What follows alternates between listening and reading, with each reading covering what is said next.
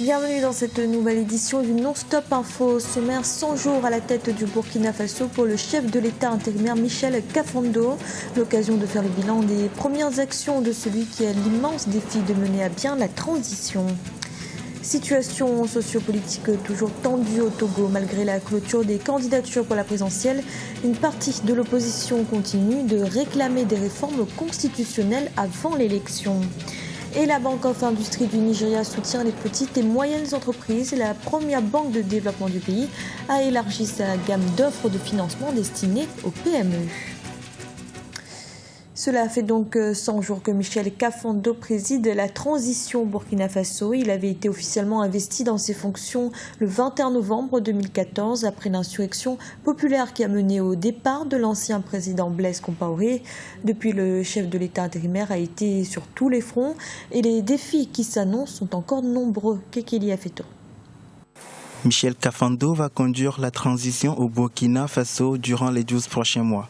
Cette phrase a tourné sur toutes les chaînes d'information le 17 novembre 2014. 100 jours après son investiture comme chef d'État intérimaire, l'heure est au premier bilan. C'est un gouvernement qui a connu cette période très difficile, qui a longtemps balbutié avant donc de retrouver, si on peut ainsi dire, ses marques. Les problèmes fondamentaux qui ont poussé le peuple burkinabé à se révolter n'ont pas connu de solution. Bien que ce gouvernement-là avait fait beaucoup de promesses, les problèmes sociaux demeurent toujours. Vous vous souvenez, il n'y a pas très longtemps, les syndicats ont appelé à des manifestations pour exiger donc qu'on baisse le prix du carburant et entre autres. Donc, ce que le Burkinabé attend, c'est que ce gouvernement-là conduise la transition et puis peut-être passer la patate chaude au président qui sera élu et on verra bien parce que j'ai toute l'impression qu'il n'y aura pas d'état de grâce pour ce président qui sera élu là.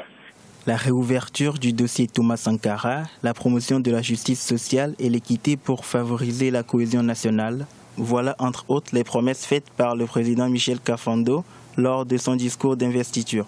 Du côté des observateurs, on se félicite de ce processus de transition politique enclenché au Burkina Faso. Dans ce processus-là, on voit bien que même des choses qui sont anciennes ont été remises sur la table pour essayer de replacer un assainissement global dans la société. On a par exemple l'assassinat de l'ancien président, on a le Norbert Zongo, on a Sankara.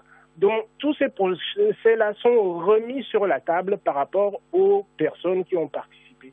Donc j'estime que cette transition, c'est une transition consensuelle qui se passe relativement bien et qui exprime très bien la maturité du peuple burkinabé. Pour ces 100 jours à la tête du gouvernement, Michel Kafando propose que l'ancienne garde présidentielle de Blaise Compaoré, le président déchu, participe à la lutte contre Boko Haram. Le Burkina connaîtra en octobre 2015 une élection présidentielle qui devrait ramener la stabilité politique dans le pays. En République démocratique du Congo, des élus de l'opposition ont proposé lundi un calendrier des scrutins à venir. Ils estiment que celui établi par la commission électorale est impossible à tenir, notamment concernant l'organisation des élections locales. Une copie de cette proposition de calendrier sera également remise à la mission des Nations Unies. Le Parti démocratique gabonais perd à nouveau l'un de ses ténors historiques. René Demezo-Obiang, ancien ministre, a annoncé qu'il quittait le parti au pouvoir après y avoir passé plus de 30 ans. Il rejoint le front de l'opposition créé il y a 6 mois. Un reportage de notre correspondant au Gabon, Douglas Toutoum. Après Jean Ping, Dijob Divung Dinding, Jacques Adiaino, c'est au tour de René Demezo-Obiang de quitter le Parti démocratique gabonais au pouvoir et sa majorité républicaine. La déclaration a été faite ce week-end à Libreville. Cet ancien ministre des Sports et membre du bureau politique PDG a milité pour l'accession à la magistrature suprême du président Ali Bongo Ondimba en 2009. 6 ans après, le député PDG de Bitam regrette son choix. J'ai accepté de faire partie du comité stratégique de campagne d'Ali Bongo Ondimba et d'être un des 2 coordinateurs de cette campagne pour la province du Haut-Linterne. Je demande aujourd'hui, humblement, au peuple gabonais de me pardonner pour cette grave erreur d'appréciation historique. Après 30 ans d'appartenance au PDG, l'homme fort de Bitam change de bord politique et abandonne son fauteuil de député du parti au pouvoir. Au sein du PDG au pouvoir, ses anciens compagnons estiment que son départ ne change rien à la politique du parti. Pour moi, c'est un départ. C'est un camarade qui était avec nous. Maintenant, nous qui restons, on va travailler. C'est normal que l'opposition dise ce qu'elle dit. C'est normal. Mais ce n'est pas des mesures qui fait le PDG tout seul. Devant les responsables de l'opposition, le nouvel adhérent a fait une analyse approfondie de la situation sociopolitique du pays. René Ndemezo-Obiang fait aujourd'hui partie du front de l'opposition.